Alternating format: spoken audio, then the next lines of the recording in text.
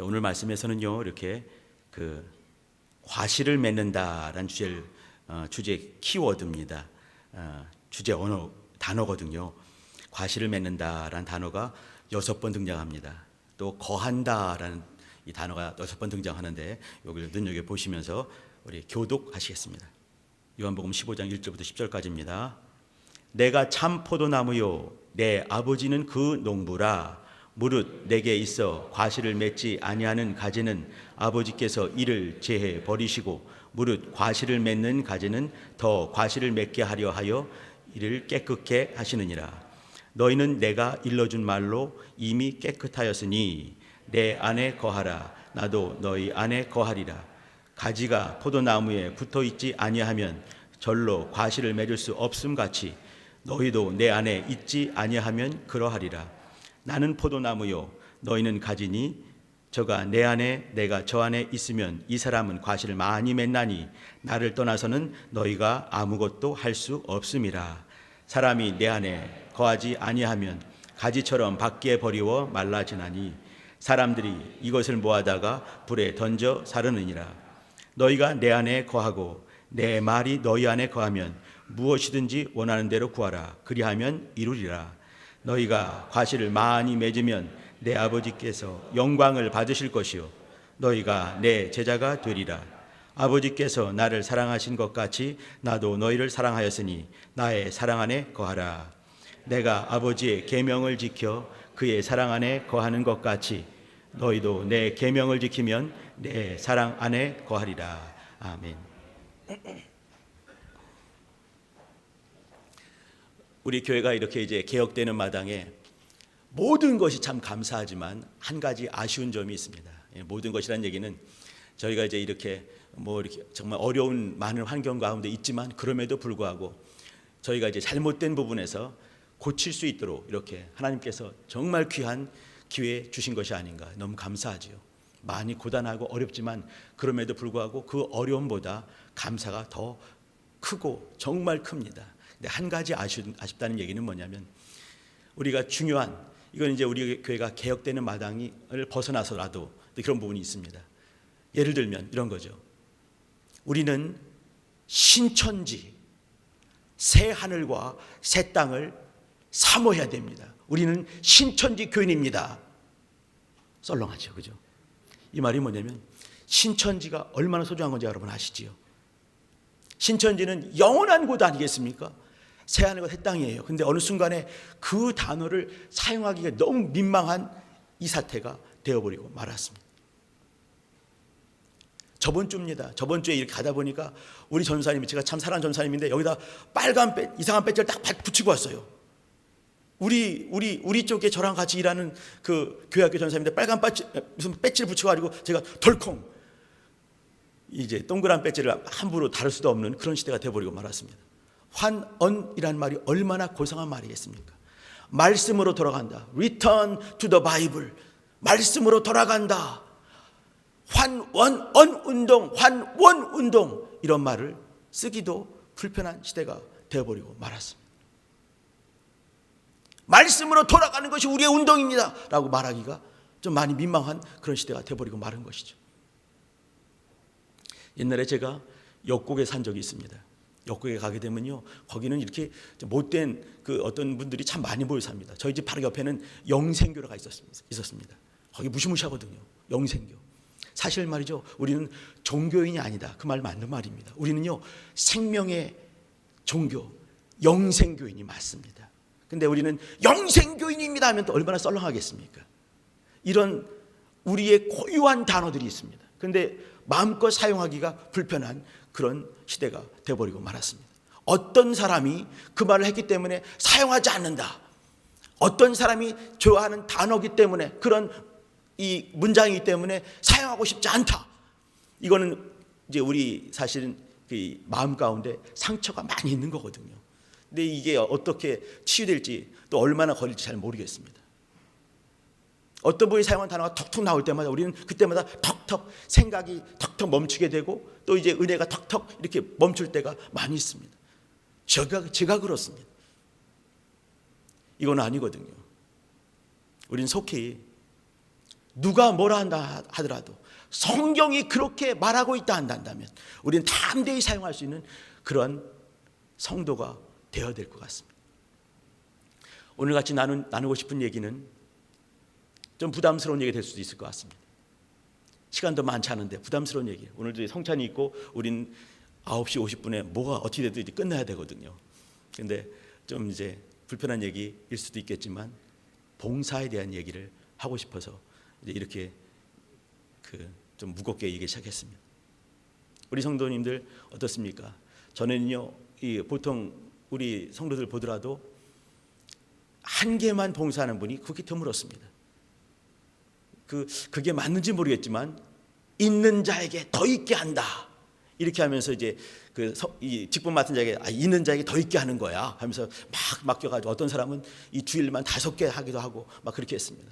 그럼에도 불구하고 피곤한 중에도 열심히 감당했죠. 하나님이 기뻐하시기 때문에, 하나님께 사랑받고 싶기 때문에, 또 교회를 교회되게 하기 위해서 정말 소망하면서 열심히 했습니다. 근데 어느 순간부터는 이제 우리는 이게 자유가 어디까지가 자유인지 모르겠는데 모든 것으로부터 자유로운 그런 좀 한계를 넘나드는 그런 자유를 사용할 때가 많이 있습니다.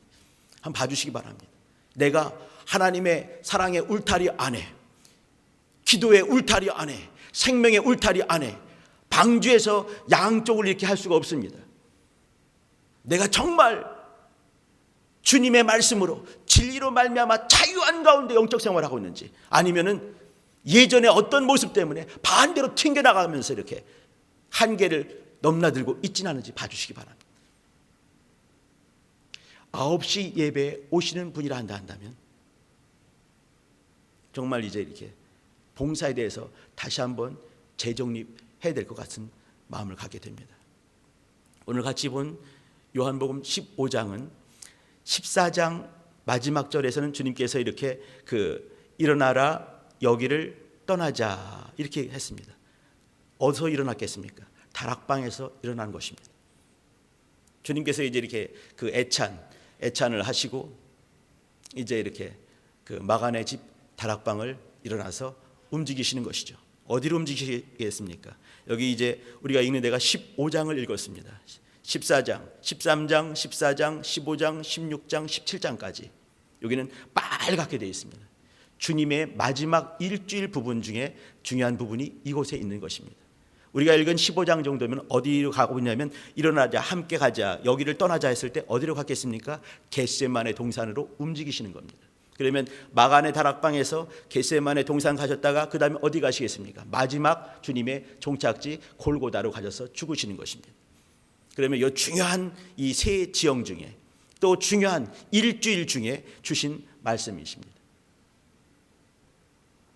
여기 보시게 되면 아까 말씀드린 것처럼 거하다라는 단어가 6번 등장을 합니다. 거한다, 거처한다 이 말이죠. 같이 있는다, 거처한다 이 말입니다.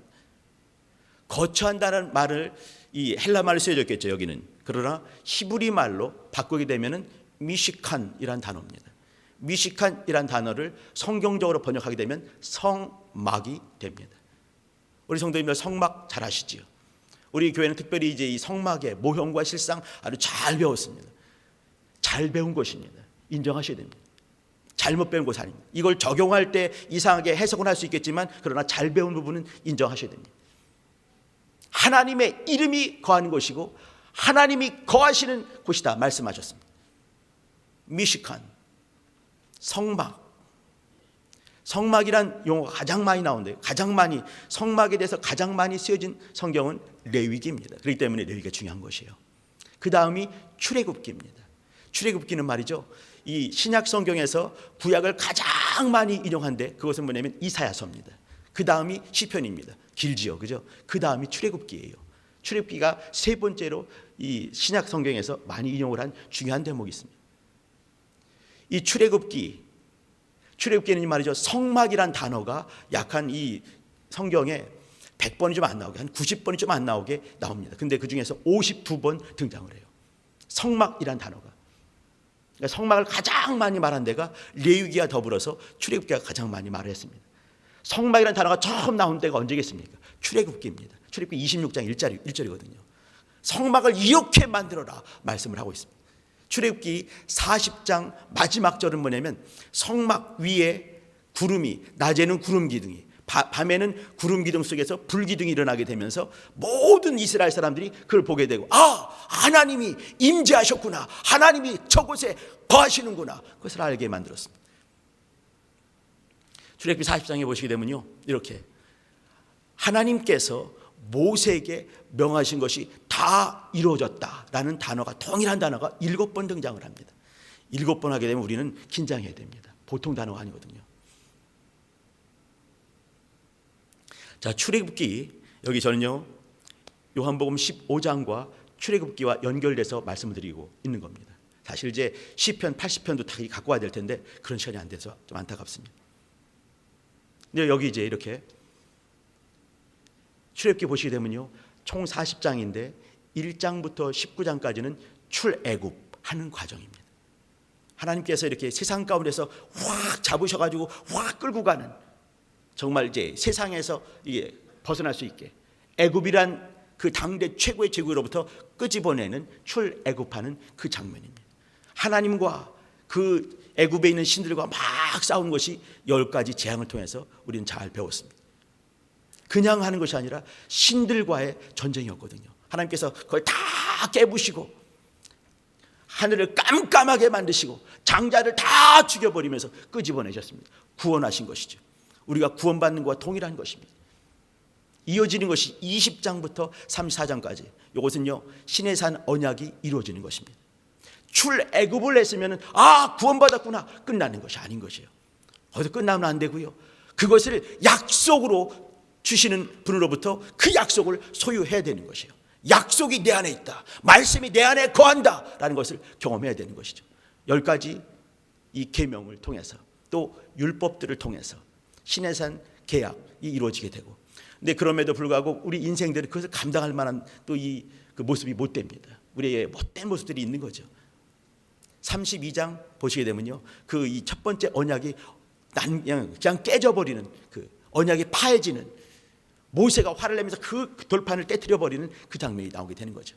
그것이 다시 이제 회복이 되는 과정도 주님께서 또 일방적으로 역사하지 않습니까? 그리고 35장부터 40장까지 내용은요, 성막이 만들어지는 바로 그 대목입니다. 이것이 그 세 가지 이야기, 출애굽, 그리고 시내산 언약, 그리고 성막이 만들어지게 되고 성막 위에 그 불기둥 구름 기둥이 확 올라오게 되고 이스라엘 총회가 그걸 다 남김없이 보게 만드는, 그것을 끝나는 이유가 있습니다. 내가 구원을 받았다 한다면 그것이 약속으로 보증이 되어야 되는 것이에요. 그 약속이 내 밖에 있으면 안 되는 것이죠. 내 속에 쑥 들어와야 되는 것이죠. 하나님과 계약이 이루어져야 되는 것입니다. 그 다음이 중요합니다. 그 다음은 이스라엘 사람들에게 하나님께서 명하신 것은 뭐냐면, 이렇게 성막의 그 모형, 이것들을 모세가 보게 만들었습니다. 그걸 다 보여주신 거죠. 이렇게 만들라. 주님께서 몇 규빗 막 했으면 아무리 머리가 좋은 모세라 하더라도 잃어버렸을 것 같습니다. 그런데 그것을 눈으로 확 보여주신 것이죠. 잊어버릴 수 없게 눈에 확 찍어주신 거예요. 마치 카메라 찍듯이 말이에요. 탁 찍어주셔가지고 그대로 만든 것이 성막 아니겠습니까? 성막이 뭐겠습니까? 성막을 미식한이라고 말씀드렸습니다. 거한다 말씀드렸습니다. 하나님이 거하시는 곳, 하나님의 이름이 계시는 곳, 언약이 있는 곳, 생명이 있는 곳, 구원이 거기에 있는 곳, 새롭고 산 길이 있는 곳, 하나님과 만나는 곳, 성막이라는 것이죠. 그리고 중요한 것이 뭐냐면 그 다음이에요. 그곳에서 하나님을 섬기는 일이 이루어지는 것입니다. 출애굽을 했어요. 그 다음에는 약속을, 시내산 언약을 10년 가운데 모셨습니다. 거기서 멈추면 안 되는 것이죠. 그 다음에는 이것을 가지고 봉사하고, 우리는 헌신이라 말하게 되면 또 두드러기 나지요. 그러지 마시고 부탁드립니다. 이거는 너무너무 고상한 단어입니다. 헌신을 우리가 먼저 한 게 아니시죠, 그죠? 우리는 헌신을, 하나님의 헌신을 본 자들 아니겠습니까? 하나님께서 우리를 사랑하사 우리에게 내려오시고 우리가 똑같은 죄인의 모습으로 오셔서 끝없는 헌신을 통해서 우리 속에 생명을 얻을 수 있게 하신 것 아니겠습니까? 주님께서 먼저 행하신 것이 없이는 우리는 받을 것이 아무것도 없는 것이에요. 주님이 생명을 내어주셨기 때문에 우리는 생명을 받을 수가 있는 것이죠. 주님이 많은 고통을 담당하셨기 때문에 우리는 벗어날 수 있는 것입니다. 채찍에 맞으실 이유가 전혀 없는 분께서 채찍에 맞으셨기 때문에 너희는 나음을 입었다 말씀하는 거 아니겠습니까? 그분은 부유하신 분이십니다. 은도 내 것이요 금도 내 것이다 하신 분 아니겠습니까? 그러나 부유하신 분께서 가난하게 오신 그 이유는 뭐냐면 너희로 말미암아 부유케 하게 하십니다 라고 말씀하셨습니다. 주님이 감당하셨기 때문에 우리는 감당한 그것으로 말미암아 우리가 소유할 수 있는 권리가 생긴 것이죠. 제가 지금 권리라고 표현을 했습니다. 주님께서 어떻게 하셨는지 주님이 먼저 헌신하신 것 인정하시길 부탁드립니다. 남은 것은 우리의 헌신이 남아있는 것이에요. 이 땅에서 하나님을 잘 섬기는 그런 일들이 남아있는 것입니다. 우리 연약한 이웃들을 돌아보는 그 일들이 남아있는 것입니다. 그것을 헌신으로 요구하시는 것이에요. 예전에 내가 속았기 때문에 하지 마시기 바랍니다. 어떤 분은 그런 분이 있지요. 그럼에도 불구하고 우리가 한 모든 헌신들은 주께서 기억하실 것입니다. 성막을 통해서 주님께서 주시고 싶어 하시는 것은 뭐냐면 너희가 어떻게 이 땅에서 살 것인지 또 봉사와 헌신이 어떻게 이루어질 것인지 그것을 말씀하고 있는 것입니다. 여기 과실을 많이 맺으면 이렇게 말씀을 했습니다. 과실을 많이 맺으면 과실을 맺지 아니하면 또 이렇게 경고의 말씀도 하시죠. 과실을 많이 맺으면 농부이신 아버지께서 기뻐하신다 말씀하시고 하나님이 영광을 받으신다 말씀하시고 너희는 내 제자가 되리라 이렇게 말씀하셨습니다. 이 과실은 저는 이제 봉사로 말씀드렸지만 사실 많은 해석이 가능하지요. 내 속에서 이루어지는 거룩한 성품으로의 또 이제 열매도 있을 것입니다. 또 우리가 많이 들었던 또 이제 물질 헌신도 있었을 것입니다. 복음 전하는 모습도 있었을 것입니다. 저는 그 중에 특별히 이 봉사하는 모습을 같이 나누고 싶습니다. 요한복음 읽었는데 말이죠. 요한은 말이에요. 이스라엘 사람들의 풍습을 너무너무 잘 아는 사람이었습니다. 이스라엘 사람들이 갖고 있는 율법의 모습들을 잘 갖고 있는 사람이었습니다. 이스라엘 지형학적인 것을 잘 아는 사람이었습니다. 요한복음이 쓰여졌을 때 이때는 말이에요. 이미 마태, 마가, 누가복음이 이미 존재했습니다. 그리고 그곳에 없는 것들을 다시 한번 모아서 쓴 것이 요한복음입니다. 요한복음에는 이제 정말 기가 막힌 구조들을 갖고 있습니다. 나는 무엇이다 라는 것을 7번 말씀하셨습니다. 예수님이 어떤 분이신가 믿음의 고백들이 7번 등장을 합니다. 절기가 기가 막히게 7개가 딱 포진되어 있습니다. 정말 기가 막힌 구조를 갖고 있는 것이죠. 이건 말이죠. 그냥 이렇게 그 공적으로 본 공관 복음이 아니기 때문에 제4의 복음, 요한의 복음 이렇게 말을 합니다. 또 한 가지, 요한복음은 요한이 미리 상정한 큰 그림 그것이 있습니다. 그것이 뭐냐면 성막이었습니다. 성막의 모형들, 동쪽 문이 있고 번제단이 있고 물두멍이 있고 또 성소가 있고 지성소가 있고 성소 안에는 등대가 있고 여기 이제 이 분향단이 있고 떡상이 있고 그 휘장을 넘어 들어가게 되면 법궤가 있고 그 안에 법궤에 있는 모든 것들 그리고 이제 1년에 1차 대제사장이 들어갔다가 나와서 이제 이걸 선포하는 그 모습들 이것을 그림을 가지고 쓴 것이 요한의 복음입니다. 우리가 읽는 여기 이제 이 13장, 14장, 15, 16, 17장까지 보게 되면 이거는 지성소의 모습, 성소의 모습입니다. 성소 안에 어떤 것이 있겠습니까? 이 등대가 있습니다. 등대는 말이죠. 성령의 충만한 모습 아니겠습니까? 성령, 그 파라클레토스, 보혜사란 단어가 요한복음에만 등장을 합니다. 물론 요한일서 1장에도 등장을 하죠. 또 이 분향단, 이 향이 나는데 이것은 기도의 모습이죠. 주님의 간절한 기도가 길게 남은 데가 어디겠습니까? 요한복음 17장 대제사장적인 기도가 나오는 것입니다. 요한복음에 여기는요 떡 얘기가 많이 나옵니다. 나는 산 떡이다 이런 얘기 나오죠. 이 6장에 등장을 하지만 이런 모습들 또 이제 이 물두멍 얘기 물에 대한 이미지 물이 많이 나오는 데가 어디겠습니까? 여기입니다. 요한복음에 물이 제일 많이 나옵니다. 5장 보시게 되면 베데스다 연못역이 등장을 하죠. 그죠? 또 예수님께서 역으로 찔렸을 때 물과 피가 나왔다라고 말한 데는 요한복음밖에 없습니다. 또 나는 참 성전이다, 나는 성전이다 라고 말한 데가 요한복음 2장입니다. 이 구조를 가지고 말하고 있는 것이에요.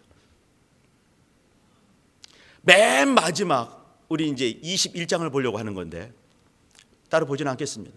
21장에 주님께서 오셔서 이제 이렇게 이제 이렇게 성막에 마치 성전을 통과해서 쭉 들어가는 요한복음 1장에도 보게 되면요, 마치 그 성막 앞에서 양이 있는 모습 같이 침례 요한은 무슨 집하겠습니까? 레위 지파 사람이에요. 레위 지파 사람은요, 이렇게 양에게 대제사장이 안수해서 이렇게 이제 하나는 아사셀 양 같이 하나는 또 죽이는 그 양이 나오죠. 요한복음에도 보게 되면 주님을 향해서 이렇게 보라, 세상 죄를 지고 하는 하나님의 어린 양이로다 이렇게 말했습니다. 주님을 양이다, 구약적인 용어지요. 그러나 주님은 정말 양으로서 오셔서 모든 죄를 가지고 죽으신 분 아니겠습니까? 이렇게 마치 성막 앞에서 죽을 준비가 되어 있는 양같이 1장에서 소개하는 그 대목도 있는 것이에요. 그러니까 다 가만히 보시게 되면 성막을 그림을 가지고 그 얘기를 하고 있는 것이죠. 근데 우리 같이 보고 싶은 내용은 뭐냐면 21장 마지막입니다. 주님께서 말씀하시죠. 이때는 뭐냐면 이제 죽으시고 마치 대제사장이 들어갔다가 나와가지고 이렇게 회개를 선포하고 또 이제 회개가 아니죠. 이제 죄사했다는 것을 선포하게 되고 생명을 선포하는 그 대목과 똑같이 주님께서 오셔서 하시는 말씀이 있습니다. 그게 뭐겠습니까? 네가 나를 사랑하느냐 물어보시는 것입니다. 이때 베드로가, 우리 배집사가 우리를 대표해서 크게 한마디 했죠. 그죠? 내가 주를 사랑하는 줄 주님이 아시나이다 했을 때 이어지는 말이 중요합니다. 그게 뭐겠습니까? 내 어린 양을 먹이라 말씀했습니다. 내 양을 치라 말씀했습니다. 내 양을 먹이라 이렇게 말씀했습니다. 이 속에는 뭐냐면 말씀을 가지고 일하는 봉사자의 모습을 봐주시기 바랍니다. 내가 어떻게 쓰임받을지 봐주시기 바랍니다. 헌신! 우리가 닭살 돋게 힘들어하는 그 단어지만 그 단어를 다시 한번 떠올려 주시기 바랍니다. 환언! 말씀으로 돌아가리라. 어떤 사람이 다르게 말 바꾸는 모습으로 바꾸고 있지만 우리는 그것을 다시 한번 회복해야 되지 않겠습니까? 진짜 말씀으로 돌아가는 모습이 어떤 것인가? 나를 통해서 말씀이 흘러갈 수 있게 하는 일들이 어떤 것인가? 봐주시기 바랍니다. 돌이켜야 될 부분이 있다 한다면 돌이킬 필요가 있는 것이에요. 잘못했다 한다면 잘 쓸 필요가 있는 것 아니겠습니까? 진짜 헌신이 어떤 것인지, 진짜 말씀으로 돌아가는 것이 어떤 것인지, 진짜 봉사가 어떤 것인지, 열매를 많이 맺는 모습이 어떤 것인지, 성막의 삶과 성전의 삶을 어떻게 살아야 될 것인지 보셔야 됩니다. 요한복음 15장에 5절 보시게 되면 저가 내 안에 나는 포도나무요. 여기 이제 예수님은 참 포도나무죠. 그죠? 참 포도나무라고 말한 이유는 말이죠.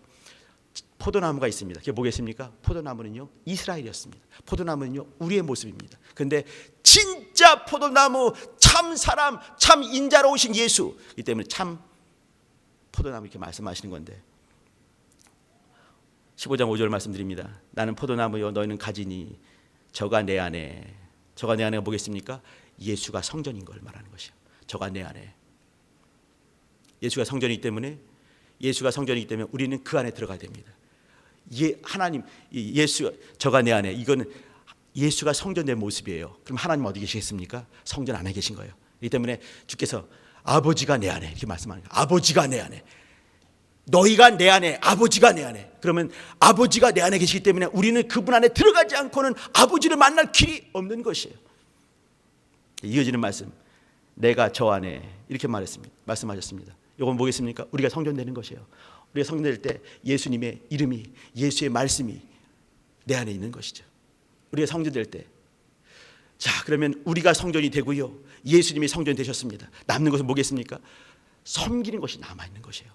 성막의 삶은 뭐냐면 섬기는 삶이에요. 하나님을 섬기는가, 이웃을 섬기는가 보셔야 됩니다. 우리 9시 예배 오시는 분 정도로 한다면 진짜 헌신할 수 있지 않겠는가? 진짜 환언할 수 있지 않겠는가? 정말 새 하늘과 새 땅을 바라보시지 않겠는가?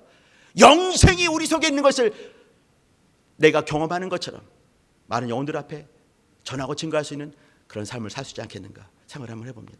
우리 성도님들, 성막이 되어주시기 바랍니다.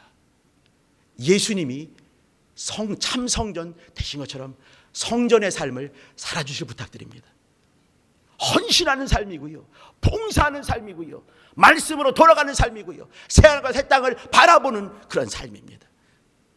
말씀을 깊이 꼼꼼히 보시고 그제 이후에 그 말씀을 드러내는 삶을 살아주시고,